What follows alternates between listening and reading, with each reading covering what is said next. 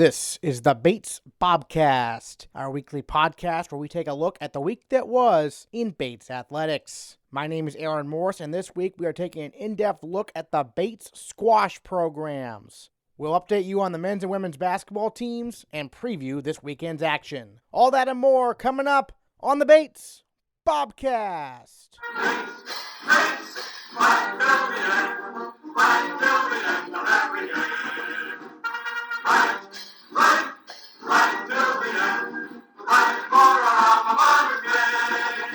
The only Bates teams in action this past week were the men's and women's basketball programs. The women's team dropped a couple of close decisions, a 9-point defeat last Tuesday at Southern Maine and a 5-point loss to Colby in their home opener on Sunday. Meanwhile, the men's team came up against some very hot shooting in both of its games this past week. Southern Maine made more than 58% of their shots on Tuesday, and the University of New England shot a blistering 63.8% on Sunday as Bates fell to 2-2 on the year. Despite the two setbacks, head coach John Furbush is optimistic improvement is coming soon. Hopefully, it's something that we can really learn from, and I think when we win we can learn, when we lose we can learn, and I'm looking forward to getting back in the gym with these guys after the break to work on these things.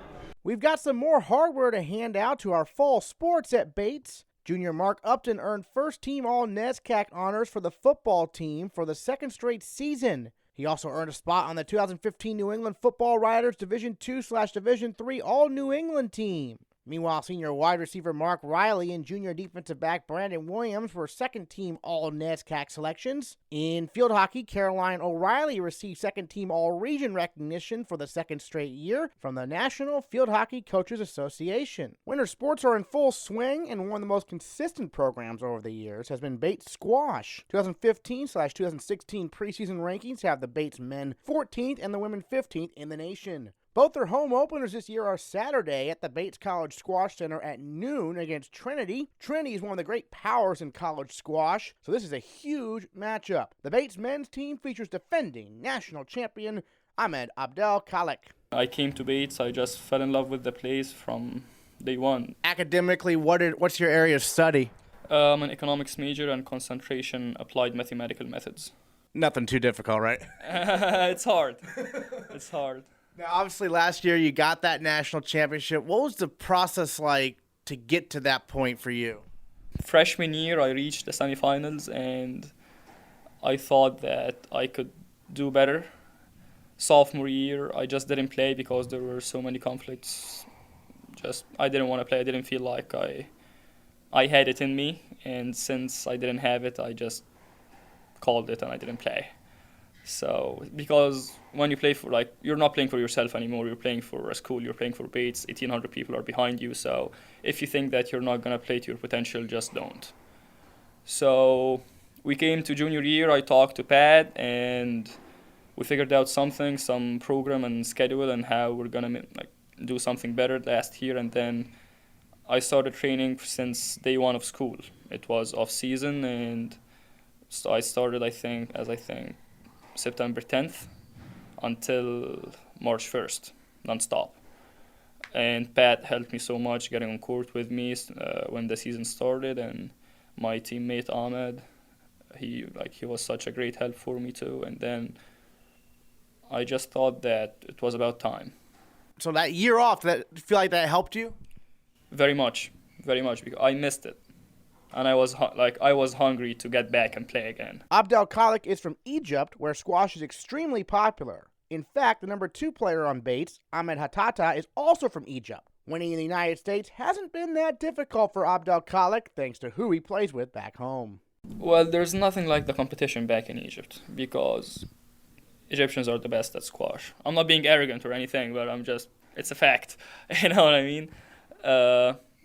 Yeah, the competition I get back in Egypt, it's amazing. I get to play with people who are in the top 10 in the world, and even my friends, my generation now, they're in, one of them is in the top 10, one of them is in the top 20, the other one is in the top 30, We grew up together, and when I get back home, I get to play with all of them. Perhaps you are new to Bates and are wondering what exactly squash is. Allow head coach Pat Kosker to explain. It is a thinking man's game played in a box with 4 walls, a little bit like tennis, a little bit like racquetball, with a ball that doesn't bounce and two guys that want to just beat each other really badly. It's a great game. It's a great workout. It's a mental exercise. And we're just really fortunate to have it here at Bates and have it at such a quality high level here as well. Team captain Karan Aurora outlines what you'll see if you go to a Bates squash match. Well, first of all, I'd like to encourage the entire Bates population to come out and watch some of our home games. Being off campus, we don't get a lot of home support sometimes, but we definitely need it, and we would love it. In terms of what they would expect, we like to say chess on steroids. It's definitely a game of the mind, but it's definitely a game of the body as well. We like to push ourselves to the max. It's been voted one of the top 10 most fastest games in the world, I believe. And it's basically, there's a lot of contact involved at sometimes. It's definitely action-packed, high octane, and it'll definitely provide for a fun Saturday afternoon. So definitely come out and support the Bobcats. Bates squash has an international flavor that is instantly recognizable. The women's team is captained by Lauren Williams, who hails from Zimbabwe. I'd never seen snow before I came here. I feel like if you're going to see snow, Maine's the best place to go. So yeah, it was a little overwhelming, but at the time the team was I was the only freshman. So the team was really accommodating. They were amazing. Bates men's and women's squash has players from Egypt, India, the Czech Republic, Guyana, Austria, the British Virgin Islands, Zimbabwe, and the United States. The Squash Center proudly flies those flags and many other flags from countries represented on Bates squash through the years. The diversity can certainly be a challenge, but it's something the program prides itself on. The Bates men's squash team is actually one of the most diverse teams on campus, let alone in the NESCAC with regard to the squash circuit, and that's something we're extremely proud of. We really hold our diversity as a feather in our cap because it kind of allows us to come together in a very unique way. You have players from all over the world, and it just makes for the on-court atmosphere and practice atmosphere that much more entertaining, that much more fun and lively. So I think we each take away something from one another, which I think goes so much more than just winning and losing. You know, we're stronger in our diversity. We're wiser. It's more fun, for sure. It's certainly a challenge at times. You know, we have kids from all walks of life and different religions and credos and just different perspectives on everything. But at the end of the day, my job as an educator is to help prepare our young men and women for life after Bates, and I feel that that's one way we can do that, is to bring in all sorts of different kids from different areas who have this common goal to play good squash, and it works. It works, and it's fabulous. It's amazing, and I wouldn't have it any other way. The women's team is young this year. Very young. Look at their roster and you'll see 7 first years, 3 sophomores, 2 juniors, and only 1 senior, the aforementioned Williams.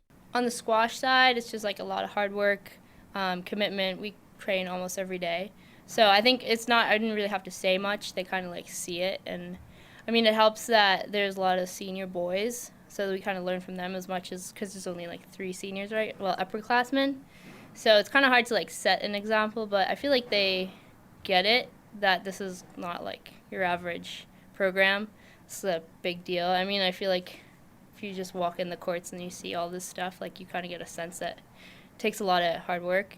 And then academics-wise, just got to tell them just go to every class, pay attention, be there mentally, and just try your best. With the 2 Ahmeds leading the way, you are guaranteed to see world-class squash when you come to a Bates squash match. Check out athletics.bates.edu for directions to the facility. We've seen what home court advantage can do for the Bates basketball programs. This winter, the nationally ranked squash programs could use fan support as well. The landscape of college squash has gotten a lot more competitive. Teams have turned varsity and put a lot of resources into becoming more competitive and winning, and so that's a challenge that we face at Bates. We compete against some Division I scholarship schools and Division I Ivy League programs, and that's just the way it is. It's challenging, but I think we're doing well. We're holding our own, and we have some great talented student athletes here. This weekend not only features the squash team's home openers on Saturday at noon against Trinity, it also features some road games to keep an eye on. The swimming and diving programs head to Bowdoin for the main invitational on Friday and Saturday, and the men's and women's squash teams take on Bowdoin at their place on Friday. Meanwhile, the women's basketball team heads to Williams College for a game against Clarkson on Friday and Pine Manor on Saturday. We'll let you know how all our Bobcats do this upcoming week next time on the Bates Bobcast.